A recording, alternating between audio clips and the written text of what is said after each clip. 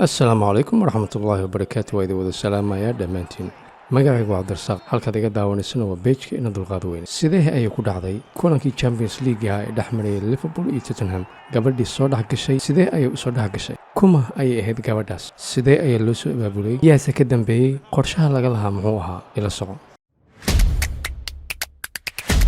tani waa saaxiibtay waxa ku qeynilay wiil saarnaa meesha markii ay gabadhii soo gashay isagoo leh kulankaas ayaa ah kulan aan la iloobi karin koobka waxa qaaday Liverpool waxaana ku badisay 2-0 ciyaarta oo socota waxa gabadhu ay soo gashay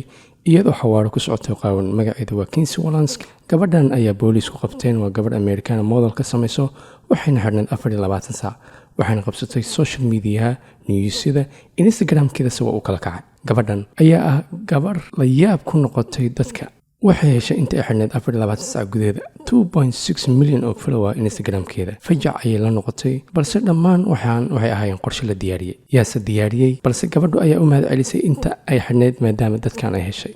ninkan ayaynu baranaynaa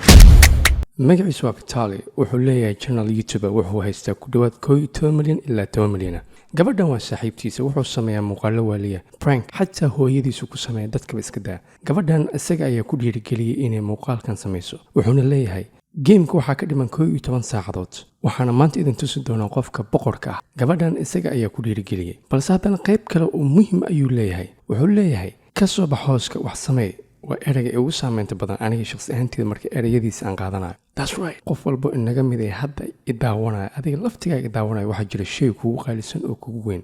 maxaad doonaysaa inaad xaqiijiso jawaabta commentiga ay ugu soo qori kartaa dhan kale markaan dib ugu soo laabanno arrinta ku salaysan muuqaalkan waxaa lagu diyaarinaya qaabkii loo geli lahaa meesha waxay ku qaadatay 5 saac kaliya in uu hagaajiyo wajigiisa make up la mariyo garka loo sameeyo indhaha balish waxa loo geliyo ookiyaalihiisa waxay ku qaadatay 5 saacadood iyadana sidaasoo kale ayaa gabadha loo diyaariyay ninkan horey ayuu u galay goobaha sportska ama lagu ciyaaro garoomada waaweyn 2014kii wuxuu galay World Cup-ka 2018 iyo 16kii wuxuu galay NBA iyo World Series ma laha whatever muhiimadda ugu qaalisan waxay tahay sida loo diyaariyay in caadi maahan gabadha way samaysay aan idinka dhaxbaxo inta ugu dambeysay